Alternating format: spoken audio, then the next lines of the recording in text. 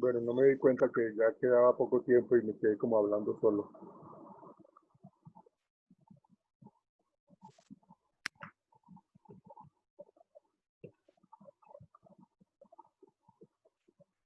A mí me parece muy interesante, muchachos, señoritas. Me parece supremamente importante que uno tenga esa espinita de la investigación. Ah, me parece que generar cambios a nivel comportamental a partir de investigaciones es muy, muy importante. ¿Sí? Es decir, de que nosotros dentro de nuestra profesión no nos estamos quedando quietos, estamos actuando, estamos generando cambios. Y ese es uno de los trasfondos de, de, de nuestro rol como psicólogos. ¿Sí? O sea, Exacto, profe, es que eso era lo que dentro de todo hablábamos ayer, que si nosotros no evolucionamos junto a la sociedad que nos rodea, vamos a ser obsoletos. totalmente, Julián, totalmente. O sea, nosotros tenemos que tener claro de que en la decisión es de nosotros con respecto a cómo asumir nuestro criterio profesional, nuestro rol profesional y lógicamente nuestra ética profesional para poder entender de que así como hubo un pasado en donde empezó la filosofía pues a influir en nosotros y cómo la psicología empezó a abrirse terreno y campo para poder posesionarse como lo está haciendo hoy día, como lo ha logrado hoy día, entonces las cosas evolucionaron. Entonces, este momento actual, seguramente, si nosotros hemos logrado cambios con con nuestra espinita, con nuestro interés por el estudio, por la actualización, seguramente en el futuro vamos a estar hablando de que algunos de nosotros logró identificar cierto tipo de patologías y eso fue a través de la investigación, solución de problemas psicológicos a través de la investigación. ¿Ven? Estamos hablando de que hoy día, 2020, el año 2020, si nosotros miramos después de 70 años más adelante, pues las cosas tienen que haber evolucionado más todavía. Y de hecho se tiene que hacer, porque imagínense ustedes que nosotros no tengamos esa evolución y por el contrario estemos actuando de una manera supremamente individual y egoísta, pues entonces no vamos a tener futuro. Lo que su merced dice, vamos a estar totalmente obsoletos y actuando de una manera egoísta. ¿Ven? Entonces, eso es algo importante. Bien, comentarios al respecto del tema, por favor. ¿Quién quiere comentar algo? Eh, eh, pues mi comentario va más hacia lo que usted había dicho hace un rato sobre que, digamos, antes las enfermedades, pues se les atribuía como otros orígenes, ¿no? Ya sea el religioso o cosas así. Y digamos que eso es algo que todavía se ve, ¿no? Por ejemplo, pues tuve como la oportunidad de conocer a algunas personas que le atribuían como cosas paranormal o a algún tipo de esquizofrenia o alucinaciones que tuviera una persona. Entonces, pues a Sí, eso iría, o sea, a pesar de todo lo que ha tenido que evolucionar la psicología, es algo que aún se ve, se sigue viendo y se ve con bastante frecuencia. sí, Ese era mi comentario. eso es cierto, Vanessa. Lo que pasa es que hay que tratar de lograr diferenciar esa línea que separa lo sobrenatural de la ciencia, ¿no? O sea, eh, por ejemplo, este caso que salió en película de el exorcismo de Emily Rose, ya es entender un poco desde esos dos puntos de vista, de lo religioso, desde la posesión diabólica o desde el enfoque científico, en donde a ella la estaban rotulando y la habían diagnosticado como con una esquizofrenia.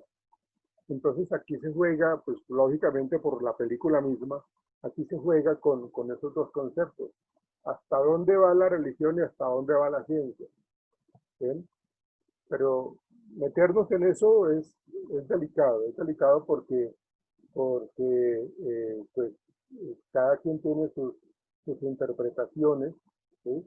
Pero uno, en el caso personal mío, ya te doy la palabra, Latife, en el caso personal, eh, yo pienso que como hombre de ciencia uno tiene que pues analizar las cosas desde ese enfoque como tal. O sea, yo no puedo atender una consulta, no puedo atender un paciente y darle relevancia entonces a las cartas, por decir algo, o darle relevancia a lo sobrenatural. No, yo tengo que aterrizar a la persona, yo tengo que entender, yo tengo que decirle a la persona lo que yo estoy observando a partir de lo que él me está diciendo. Pero eso depende de nosotros, ¿sí? Del enfoque que nosotros le damos como hombres de ciencia, como personas de ciencia, y no dejar todo, pues lógicamente, a, a lo sobrenatural, por ejemplo. Pero eso es algo de, de nunca acabar, ese conflicto permanente entre la religión, lo espiritual y la ciencia. Porque lo espiritual es algo prácticamente, ¿cómo lo llamaría yo? Casi no medible ni cuantificable. En cambio, nosotros lo que manejamos es eso, ese método científico. Latif, ¿de qué quieres conversar? Ya te doy la palabra a Johan y también a Eliana, ya les doy la palabra. Bueno, profe, pues realmente son dos cosas, pero primero quiero ir acerca de él porque ayudamos. Es que iba a participar antes, pero me había ido como la idea principal. Ah, bueno, dale. Digamos que yo tuve un profesor que era demasiado altruista, demasiado. Era una persona que se le veía en su cara la alegría cuando ayudaba a las personas. Y tal vez en algunos momentos cuando conversaba con nosotros, porque él ayudaba a las mamás de los falsos positivos, él nos decía, es que más allá de que sea un acto generoso, ¿sí? Obviamente uno ayuda cuando ve que en ese campo y ante esta situación uno puede hacer algo. Decía, más allá de eso es que eso le genera a uno una mejor calidad de vida, porque uno emocionalmente se siente mucho mejor y eso lo ayuda a uno. Entonces, pues y él decía que él careció en su infancia muchísimo, le tocó súper duro. Entonces, a veces uno como que lo lleva al entorno social y uno dice, si es por algo en tema hereditario, pues mucha gente pues tendrá un corazón súper duro. Pero es posible que eso sea también innato, que haga parte de la esencia de uno como ser humano, profe. No, eso tiene que ver más con la parte contextual y ambiental, la parte Estás aprendida. es más aprendido, lógicamente. O sea, si tú creces en una familia en donde la conducta altruista es el eje principal, es la columna vertebral de la familia, tú aprendes a ser altruista. Si tú creces en una familia donde para nada se ayuda a la gente, son totalmente egoístas, son totalmente individuales, tú aprendes a ser así.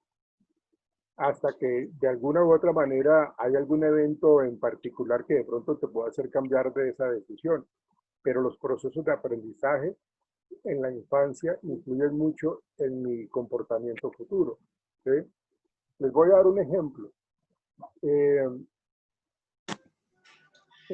Una persona, un muchacho, tiene una gran facilidad para la música, tiene un oído bastante interesante y le gusta mucho y tiene un aprendizaje muy importante en lo que tiene que ver con la música, con el piano, con el violín, todo lo que tiene que ver con música, con el canto. Y los papás también son así. Es decir, él adquiere ese gusto por la música precisamente por eso, porque los papás les encanta la música. Entonces ahí hay una gran influencia de los padres hasta este personaje.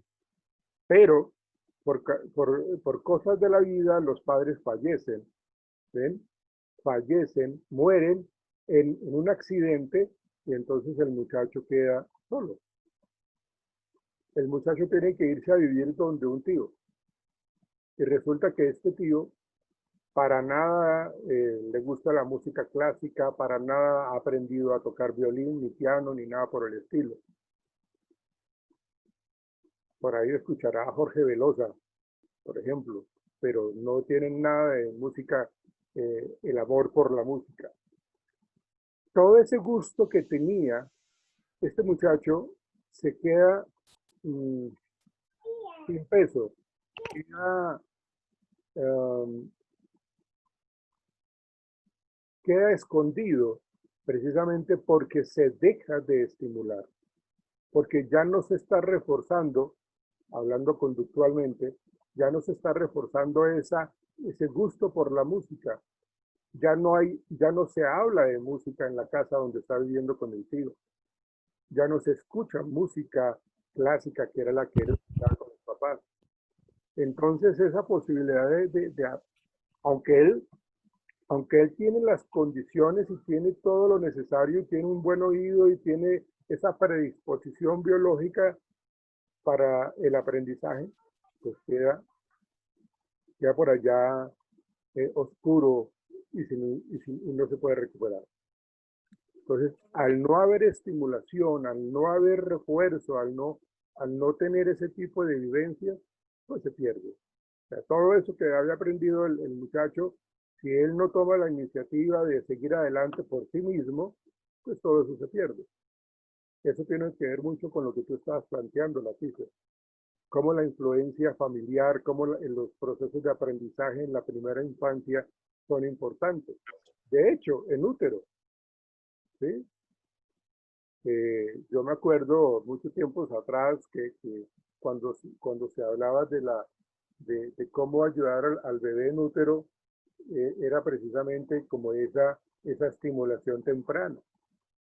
Pero esa estimulación temprana ya cambió y ahora se conoce como la estimulación oportuna en útero, porque se conoce que el niño ya puede escuchar, ya puede sentir, ¿sí? Ya percibe, ya se emociona, ¿ven?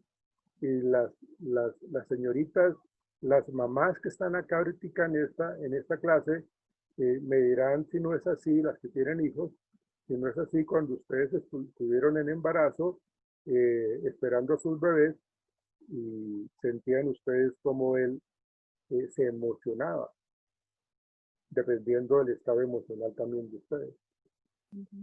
Entonces, toda esa estimulación ya se maneja ahorita hoy día como la estimulación oportuna, inclusive todo lo que se hace ahora en las EPS, en las clínicas, todo lo que tiene que ver con los cursos psicoprofilácticos, es precisamente para eso, para estimular, para ayudarle al niño a que maneje un poco el aprendizaje con mayor facilidad, para ayudarlo a los procesos de atención y de concentración, para ayudarlo a adquirir un poco más de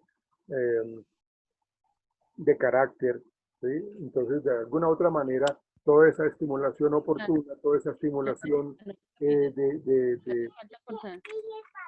toda esa estimulación va a ser como muy importante para el bebé en útero. Gracias, Latife. Gracias, profe. Johan, ¿se me olvidó comentar algo, Johan? Sí, señor profe, muchas gracias. Perdóname, Johan. Digamos que con lo que estábamos hablando. Perdóname, Johan, ¿quién era la otra niña que quería conversar, que se me fue? Había otra señorita que quería conversar algo. Sí, profe, yo quisiera hacer un comentario de la lectura. Perdóname un instante, es que no sé si eras tú o era alguna otra persona, pero ya te doy la palabra. Quiero... Yo, profe, Alejandra también. Ok, bueno, Johan. Pero pues cuando hable Johan. Claro que sí, claro que sí. Dale, gracias. Dale. Profe, bueno, yo quería hacer un comentario con base a lo que usted estaba indicando. Bueno, tan pronto terminamos de ver el video, haciendo referencia a que la psicología y el desarrollo que la psicología ha implementado y pues los argumentos sólidos que ha dado con base a los resultados que ha presentado. Entonces, que claramente una persona que estaba presentando problemas, bueno, una salud mental deteriorada, iba a un centro donde le aplicaban choques eléctricos y toda esa cuestión, que pues claramente esto no generaba que la persona se recuperara ni que claramente pues mostrara una mejoría. Mi comentario va enfocado en que si bien está claro la psicología, entonces has presentado unos grandes avances con base al tiempo. Lo que estamos viendo en la actualidad, hago referencia a situaciones como el bullying, el cutting, aspectos como esto. Entonces, estos aspectos también se han desarrollado o de algún lado han surgido. El tema de que la psicología pues efectivamente presenta estos desarrollos, al parecer, al parecer, y como le decía, mi comentario va enfocado en que efectivamente vamos a tener que generar un trabajo más que impecable y pues claramente de la manera más ágil y rápida posible, de tal manera de que estas nuevas enfermedades, por así decirlo, estas nuevas patologías que vienen presentando las nuevas sociedades, como lo indicaba, pues del bullying, del sexting, del cutting, pues claramente se puedan ver abordadas por el esfuerzo que nosotros como psicólogos le vamos a inyectar a la sociedad. Me genera una pequeña duda cuando usted indicado, cuando ponía el ejemplo de la música, de los papás que les gustaba la música y del hijo que les gustaba la música. Entonces, si bien está claro, pues puede que se genere el vínculo o el nexo por parte de padres, hijos, es la sociedad directamente quien inyecta en el joven, en el infante, en el adolescente, este tipo de patologías o inclusive las muy buenas bases que puedan traer, incluso los aportes que le han generado sus padres, no han sido tan sólidas. Me genera la duda de saber eso.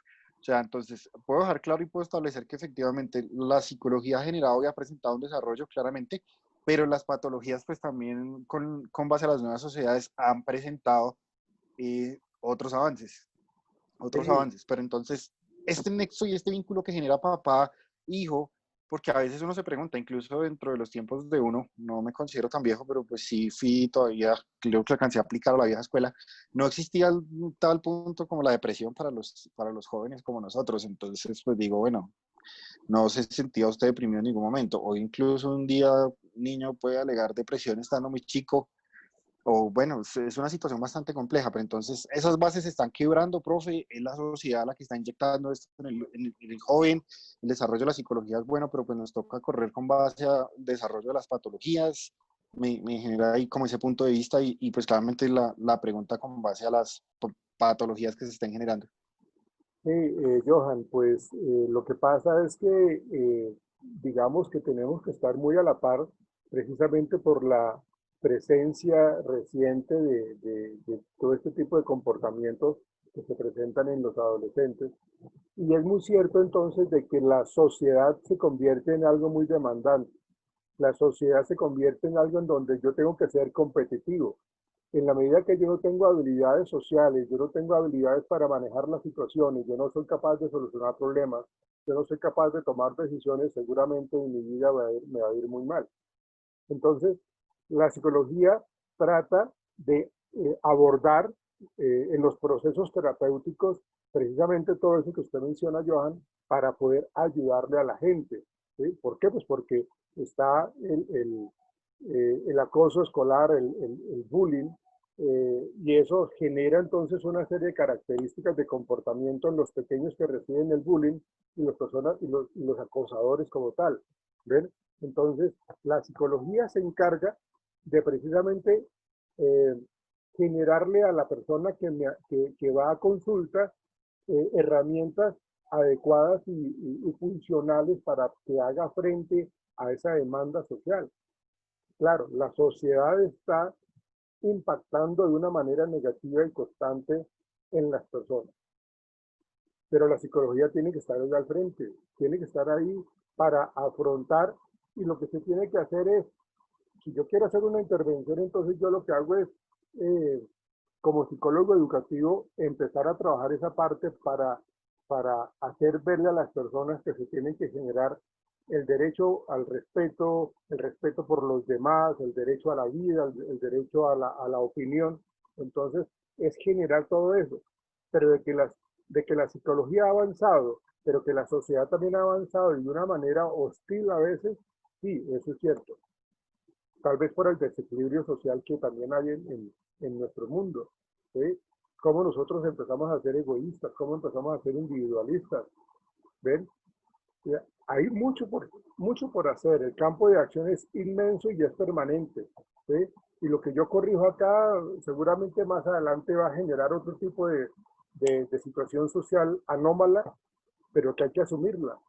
Entonces lo que su merced decía, que si nosotros no lo manejamos vamos a quedar entonces como en la nada, obsoletos, y la gente va a asistir a consulta, pero no se tienen los procesos terapéuticos adecuados para ayudarle a la gente. Por eso es que constantemente, y lo mencionábamos ayer y lo hemos mencionado hoy, como la ciencia avanza y se va adaptando a la influencia del medio ambiente, a las demandas que tiene el mundo, la sociedad para nosotros. Pero eso va de la mano y eso es permanente, Johan, eso es constante, ¿sí? Porque las cosas van cambiando, ¿sí? Van cambiando y van evolucionando permanentemente, inclusive la problemática social, ¿sí? Hay una serie de grupos de jóvenes como los emo, que tienen ciertas características de comportamiento y para ellos hay que trabajarlos, ¿ven? La pelota de letras con este humorista, con este, en su stand-up comedy, él nos hace la diferenciación de una manera muy cómica de las generaciones en la sociedad y las identifica de esa manera. Pues tenemos que asumirlo así, de que así tal cual como nos lo presenta Andrés López en su pelota de letras, es exactamente como nosotros tenemos que ir a la par para poder favorecer un poco la convivencia social de manera sana, Johan. Pero eso es permanente y esos cambios son permanentes. Gracias, Johan. Claro, profe, que sí. A usted, profe, muchísimas gracias. Ok, Ciara, te dejo comentar algo, Ciara. Baja la mano, Johan, por favor. Gracias, profe. Milena Rodríguez, qué pena, es que ese es el nombre de la bebé que tengo acá, también está en clase. Bueno, Ok, bueno. profe, precisamente Johan tocó un tema en cuanto usted hablaba del tema de aquellos chicos que acceden a determinadas actividades o profesiones las cuales pues digamos que no tiene como las inclinaciones o digamos que tenga esas bases o esas guías para que lo inclinen a esas actividades. Pero no sé qué tanto genere la influencia o qué tanto sea desarrollado a nivel cognitivo, porque puede ser de que no haya ningún tipo de influencia para que un individuo se destaque o se desarrolle en determinada actividad. Dentro de la lectura de hoy de bases empíricas, pues hacía énfasis en ese tema, ¿sí? ¿Qué tanto puede influir en que un individuo venga con algunas bases o con una, digamos que como con esa guía de aquellos padres que pueden persuadir o pueden fortalecer aquellas actividades, pero no quiere decir que necesariamente aquellos chicos o chicas pues entonces se vayan a inclinar por determinadas acciones, como también hablaba de las deficiencias que se presentan en cuanto a la educación a nivel universitario, ¿sí? Entonces, digamos que son un tipo de factores en los cuales a nivel ambiental definitivamente genera afectación a nivel psicológico, independientemente de que tome o no tome o que haya una influencia o no, o una inclinación o si viene con un tipo de instrucción en la cual el individuo pues se le facilite el desarrollo. Pero definitivamente digamos que a nivel educativo, yo a modo personal puedo decir de que la educación en Colombia debería ser basada a nivel desde la infancia, dentro de los potenciales que uno ve en los menores. No digamos que ya esperar a qué decide o qué habilidades aparentemente, ya sean de manera independiente, se puede ver en el individuo. Ese sería mi aporte. Sí, ¿cómo es tu nombre? Milena Rodríguez. Milena, ok. Sí, pues está lo que yo les comentaba ahorita, complementando lo que decía Johan, precisamente pues la sociedad se encarga de exigirnos a nosotros ciertos tipos de comportamiento adaptativos. Y eso es lo que hace la sociedad, eso es lo que hace el enfoque educativo, el contexto educativo, ¿sí? Hay muchachos que carecen de habilidades, o sea, de hecho, o sea, adultos también que tienen una serie de ideas totalmente irracionales y eso los lleva a no ser capaces de afrontar problemas. ¿Ven? Entonces, es trabajar precisamente en eso, es entender de que la sociedad nos exige algo, nos exige varias cosas y tenemos que estar pues prestos a afrontar. O sea, en la medida que nosotros tengamos herramientas de afrontamiento de los problemas y de solución de problemas, seguramente vamos a ser mucho más competitivos. Pero si yo he tenido dificultades, he tenido problemas, he caído una y otra vez, entonces todo ese tipo de experiencias me llevan a mí a pensar de que yo no soy capaz de algo. ¿Ven? Entonces eso es lo que pasa, Milena. Profe, pero no estaría del todo de acuerdo, porque si se tratara de eso, no habría muchas personas que tomaran un desarrollo de vida diferente. Es decir, No, sí, no, que, yo, volvemos al libre albedrío.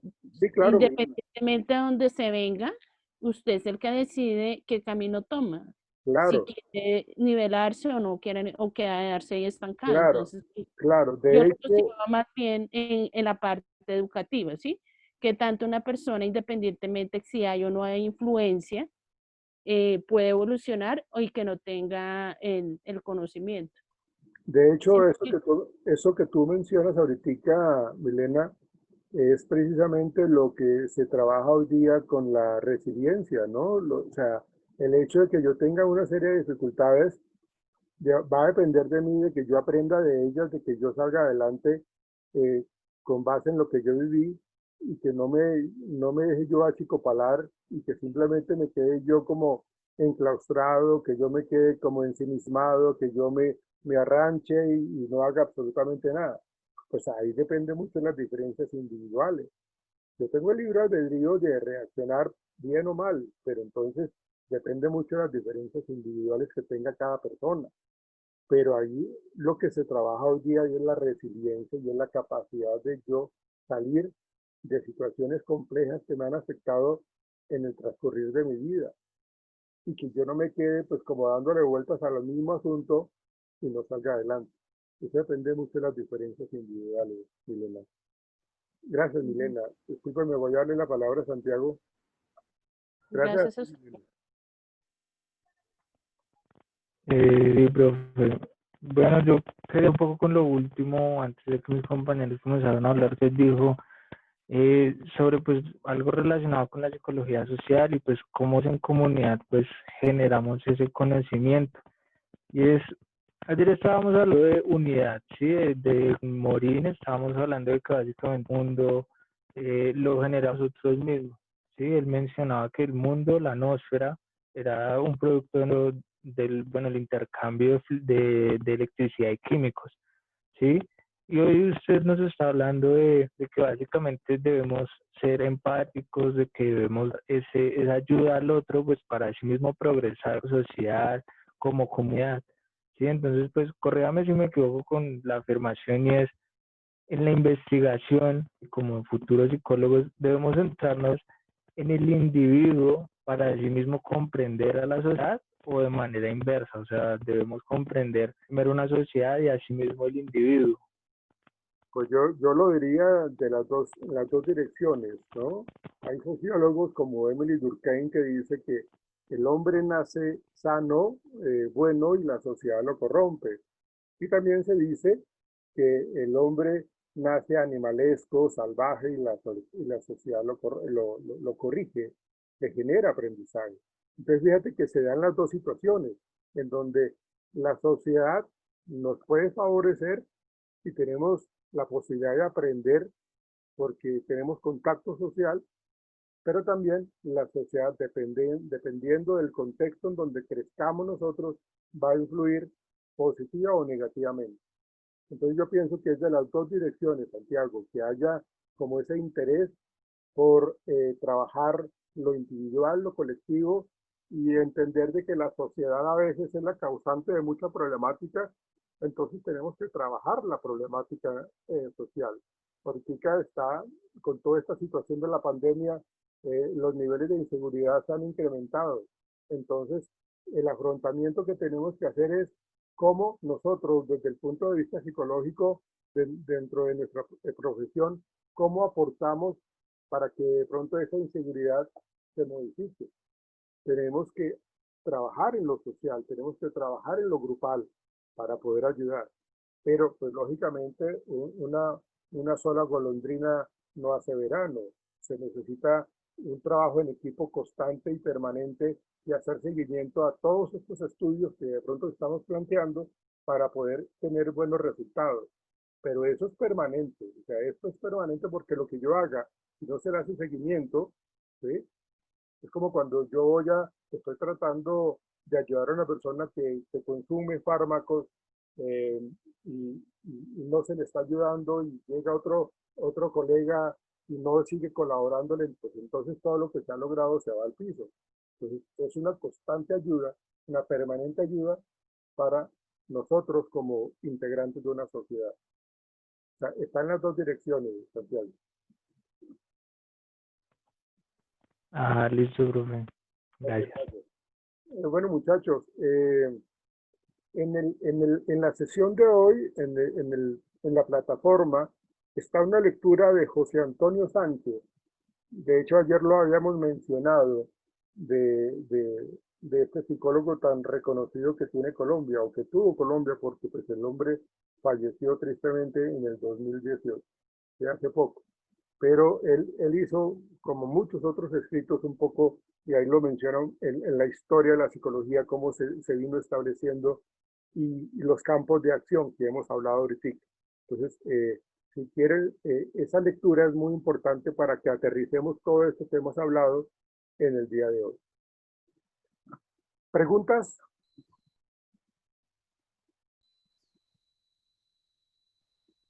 Bueno, muchachos, por favor activen sus cámaras, que les voy a tomar una foto. Eso, organizaditos, peinaditos.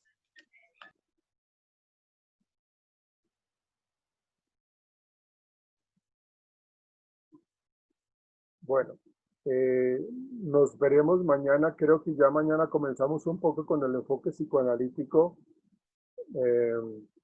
desde el manejo del psicoanálisis con Sigmund Freud. Entonces, muy a las 8 empezaremos mañana, perdón, a las 6. Yo no sé por qué tengo la idea que siempre son a las 6 de la tarde para meternos un poco en esa corriente psicológica del psicoanálisis. Seguramente ustedes han leído mucho a Sigmund Freud. Pues vamos a trabajarlo. Seguramente ustedes me van a colaborar muchísimo a mí para abordar ese tema porque pues, ustedes conocen muchísimo de eso. Nos veremos mañana entonces. Muchas gracias, muchachos. Una feliz noche. Gracias, profe. Buenas noches. Nuestro profe, muchas gracias. Profe, feliz noche. Chao, que estén bien. No olvides, por favor, la señorita representante del grupo, el parcelador, por favor.